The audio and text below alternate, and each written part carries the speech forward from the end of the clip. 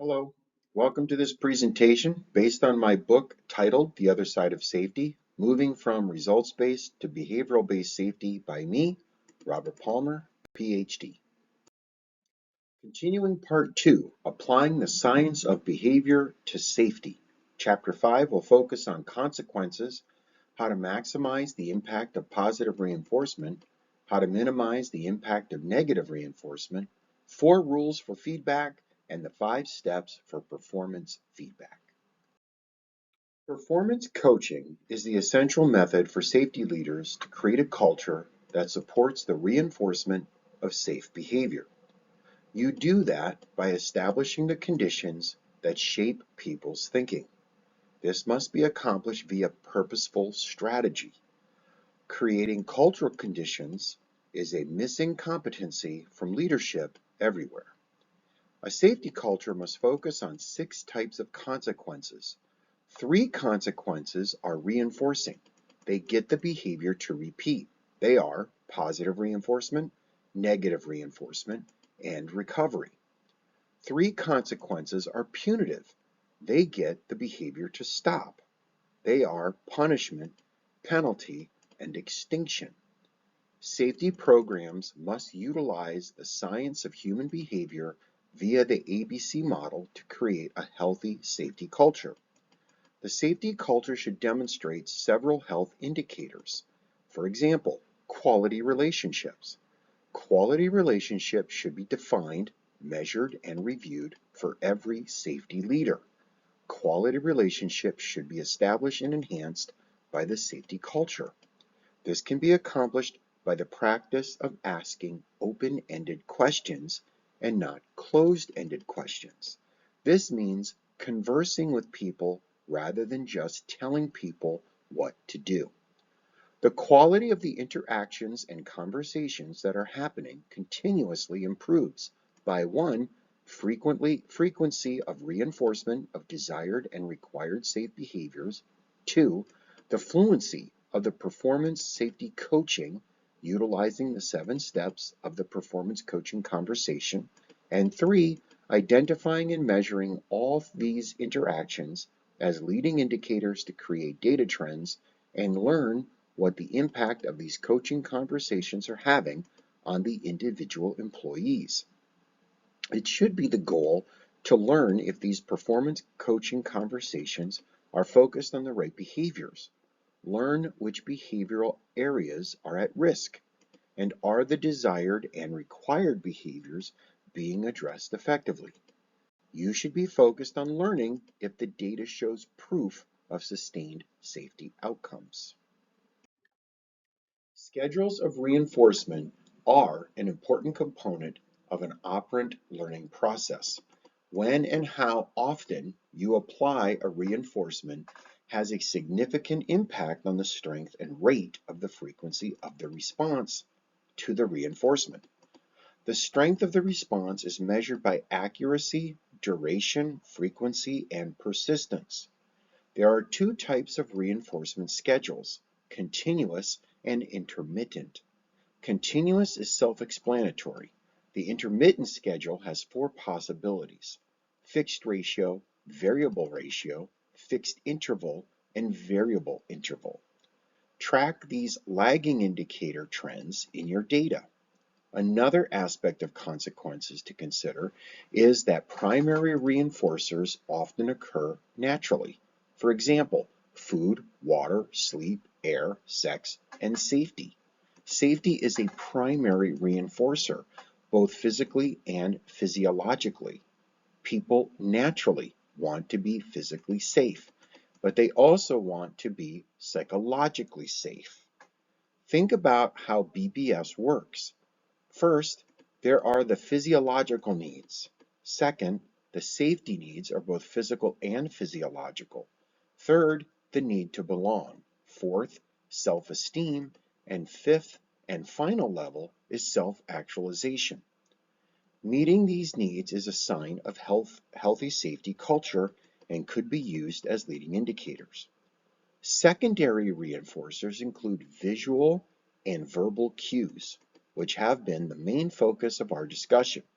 A healthy BBS program applies primary reinforcers through these 5 levels of needs and then builds on those needs with secondary reinforcers. The goal is to help people fully function in the desired safe behaviors. RBS is what ruins the primary hierarchy of needs because it is based on results, and the secondary reinforcers rarely get attended to because the primary needs are never met, and therefore there is no foundation to build on to reinforce desired safe behaviors. Developed by psychologist David Premack, 1959, it provides critical insight into human behavior. Understanding and utilizing this principle allows you to arrange contingencies that motivate less desired behavior. The Premack principle states that a person will perform a less preferred activity, that's low probability behavior, to gain access to a more preferred activity, a high probability behavior. A less preferred activity is defined as one in which the individual is unlikely to choose to do on their own, thus developing the term low probability behavior.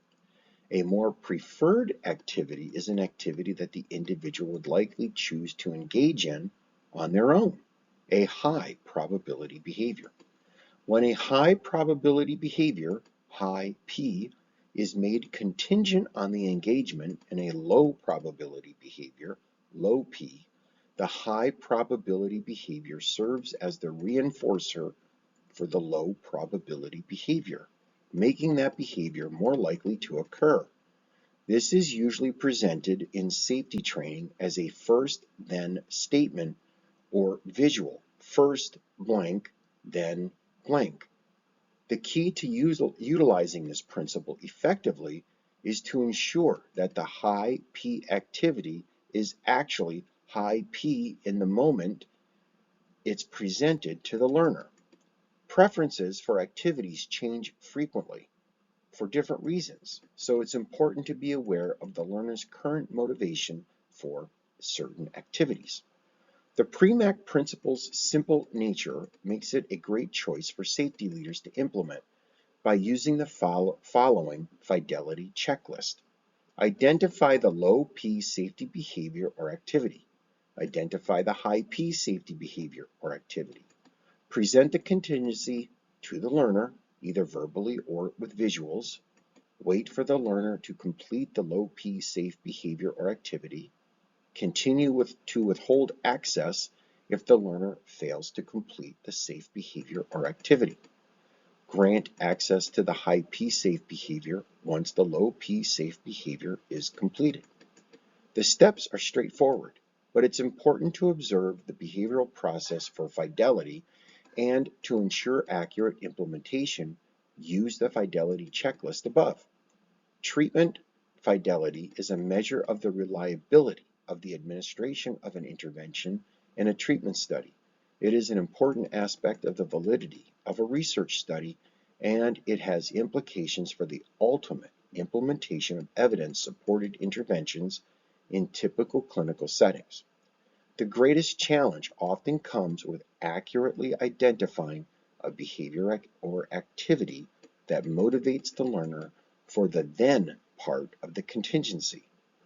Alternatively, safety trainers and leaders need to provide accurate visuals with this intervention, or they inaccurately use the visual as a schedule and fail to ensure the high P, low P sequence. Positive reinforcement. Positive reinforcement is experienced when you receive a desirable outcome. When you click a button, that's the behavior, and it works, consequence, you would push the button again.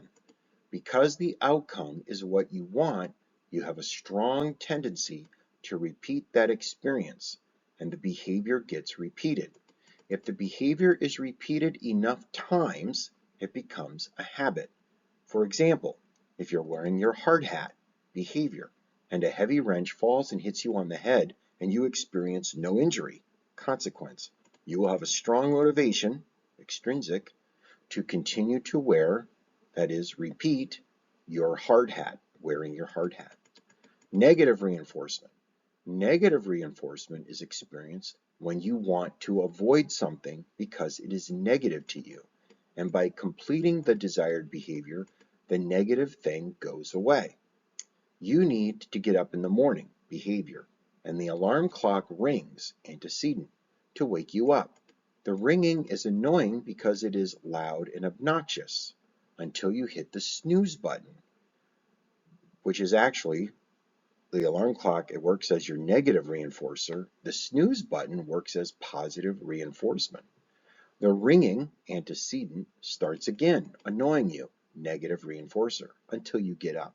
Once you are up and you turn off the alarm, the negative reinforcement of the alarm reinforced you to complete the behavior of getting up. Hitting the snooze button is a positive reinforcement to you because you get a few more minutes to lay there, but it is a delay to the desired behavior of getting up. The key to understanding the negative reinforcer is that the desired behavior occurs in conjunction with a negative consequence, a loud and obnoxious alarm that keeps going off until you get up, and therefore it is categorized as a reinforcer. This is not the same as a punitive because the very definition of a punitive is to get a behavior to stop. A reinforcer gets a behavior to repeat. Recovery. Recovery occurs when you are learning a new behavior, and because there is not enough positive reinforcement or negative reinforcement occurring, the new behavior is not supported with enough reinforcement, and therefore the old behavior is recovered because it is the stronger habit. When you're trying to improve your health by exercising more regularly, you set your goal to walk 3 times a week. You walk a mile each day. Then you walk 2 miles each day. You increase your walking to 2 miles daily.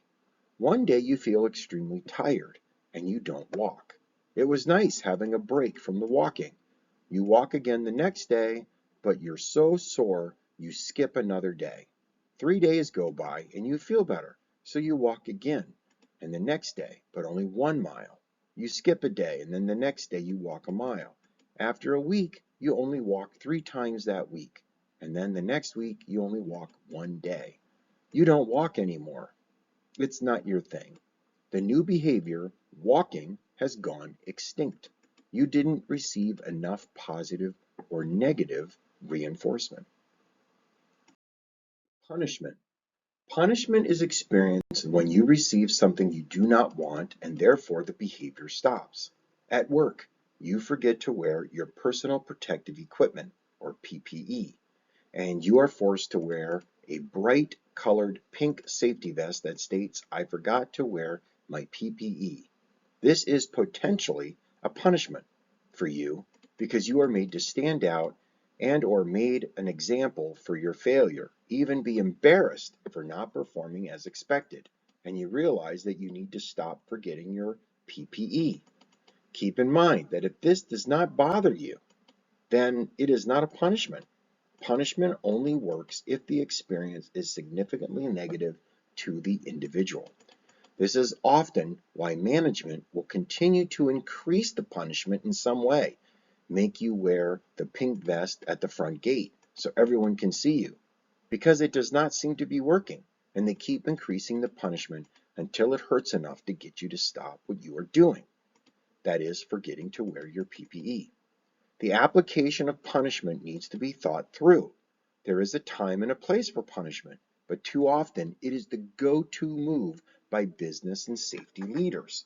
Safety leaders end up hurting people by making them feel embarrassed, dumb, worthless, or incompetent, less of who they are. In actuality, a safety leader using punishment or penalty is focused on the wrong thing, typically bad results, but is but is at the same time reinforcing a culture that makes people feel less and perform at a lower level than what they are capable of. Business and safety leaders must create conditions in their culture that build competencies. That is, use reinforcement, not reduce competencies. that is, using punishment as their go-to move. Make people feel stronger, smarter, sharper, quicker, more of who they are capable of being their best and striving for full functioning. Penalty. Penalty is experienced when something you want and or value is taken away from you. If you forget to wear your PPE to the job and you are dismissed from that project or sent home, you are being penalized because the opportunity to work to make money is taken away from you. The desired outcome is to get you to stop doing what is undesired and behave in a desired way. Most safety leaders fail to practice reinforcement. You have to reinforce the desired or required behavior, not just penalize it. Again, there is a time and a place for penalty, but it should not be the go-to move of safety leaders. Safety leaders who do not make this shift from penalizing the undesired behavior to reinforcing the desired behavior or required behavior demonstrate that they do not understand the consequences of what they are doing to their people and its impact on the culture of the entire business unit. There is a time and a place to leverage punitives, but safety leaders must understand the difference between a punishment and a penalty and how and when to use each. Timing needs to be understood so that you shift to the reinforcement of the desired behavior. Reinforcing the desired behavior needs to be the focus. Sometimes the path of correcting behavior can start with a punitive, but then it needs to shift to a negative reinforcement and then shift again to a positive reinforcement. The progression builds trust.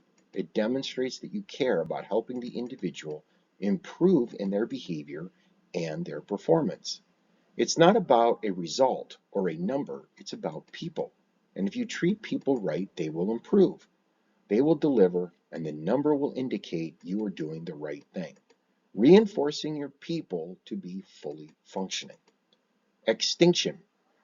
Extinction is experienced when a behavior receives no positive reinforcement or negative reinforcement, and over time, the behavior slowly disappears into extinction. For example, in a safety meeting, the safety leader asks people to speak up about safety ideas. You bring up safety ideas, and the safety leader starts to poke fun at you about being the safety idea guy, Mr. Innovation, and none of your ideas are ever implemented. Over time, you stop suggesting ideas. Bringing up safety ideas has gone extinct. Worse, the safety leader doesn't even realize why you don't bring up safety ideas anymore. Feedback should never be weaponized to attack someone. When someone is open to feedback, they are vulnerable. Feedback can be damaging if you use it as a weapon to attack people about what they have done wrong or attack their character as a person. It reveals your true intent, which is that you don't like them and you want to hurt them. Attacks open the door to bullying, prejudice, and even racism. Number two, feedback is about timing. The right words at the right time from the right person make all the difference in the feedback being effective. On a side note, why do so many people feel they are qualified to give someone feedback? Something to think about. Feedback should be provided in humility with the purpose of improving their performance. Unconsciously, people come across condescendingly or arrogantly when giving feedback.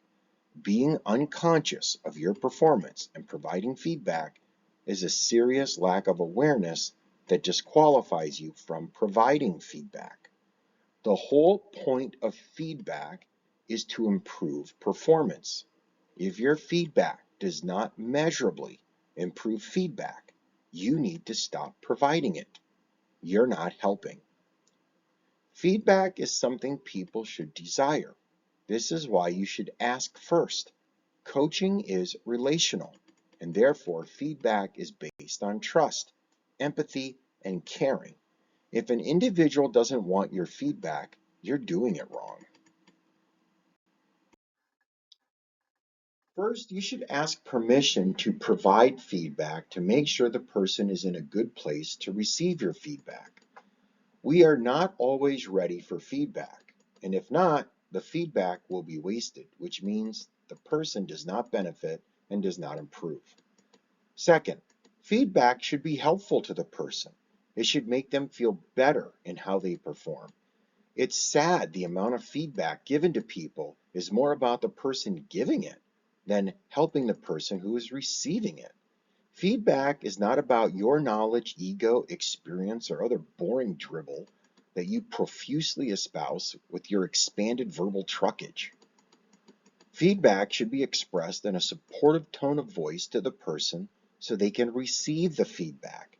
Your intent should be to help the person improve, but that means your tone has to be receivable to that person. A supportive tone of voice does not always mean soft. It can also be a harsh tone of voice, but the key is the depth of the relationship. Sometimes feedback can sound intense, loud, critical, but the person involved, or rather the people involved, have a deep trusting relationship and know that it is passionate feedback. If there is no relationship, then you're just a total jerk. Your feedback should increase the trust this person has in you. Your conversation should increase their belief that you want to help them improve their performance. Feedback should cause positive emotions, not negative emotions in the person receiving the feedback. Remember, coaching is a relational process that aims to improve the performance of an individual by focusing on the present performance regarding the level of performance versus a defined goal. Coaching seeks to expand an individual's capacity to function in a way that engages their full potential to maximize one's performance. Coaching goes beyond teaching by helping the individual to learn specifically in a particular context. Coaching is not telling people what to do. Using the term coaching to cover as a corrective action is unethical because you are deceiving a person to think you want to help improve their capacity to function, help them strive for their full potential, and maximize their performance. But in actuality, you want them to conform. In reality, you think you're coaching, but in actuality, you are striving for compliance. That's not coaching. Coaching, a relational process, is about reinforcing desired behaviors to repeat towards habit strength, and corrective action is about using a punitive to get a behavior to stop. Don't disguise coaching as corrective action when you actually just want to punish a person by putting a mark on their record. Otherwise, why do you record the corrective action? This is a good question for HR departments to ask themselves. Why does it go in a file? Is it so you can build a case that has legal support? That's not coaching. Taking it a step further, safety behaviors must be defined in terms of desired behaviors. One of the biggest mistakes I see repeated over and over in safety programs is that behaviors are not defined, and if they are framed in the negative, usually in terms of what is not desired. Safety programs create do not do lists. Do not do this, do not do that, which establishes a lot of negativities in the program and the safety culture. Negative behaviors are not reinforceable. It is impossible to reinforce a behavior framed in the negative. As individuals, we learn based on the frequency of associations we make with something, and associations become habits. One of the conditions of the safety culture that business and safety leaders can establish is defining behaviors in terms of desired behavior. Your safety culture should be established on positive conditions. In the next video, we will continue with part 2, applying the science of behavior to safety, and look at chapter 6, practicing performance coaching. We will review performance versus development coaching, the 7 steps of the safety performance coaching conversation, and performance coaching fluency. Robert Palmer has a PhD in industrial organizational psychology and 18 years of industry experience. Expert in developing the leadership of leaders to influence performance utilizing the science of behavior. Robert's focus is the management of leader, employee, and organizational performance. Robert developed the Strength on Strength method, which aligns personality, character, and case strengths with competencies and emotional intelligence, resulting in people's full functioning performance. Robert teaches you how to create cultural conditions that shape behaviors for people to perform at their best. Linking performance initiatives to business strategies and outcomes, Dr. Palmer's experience and research reinforce leaders to practice influence rather than authority. Global project management experience gained from international business projects in India, Israel, and Europe. Dr. Palmer is the author of the Palmer Performance Planner, Reflect, Focus, Deliver, and The Other Side of Safety, Moving from Results to Behavioral-Based Safety by CRC Press, A. Taylor and Francis Group.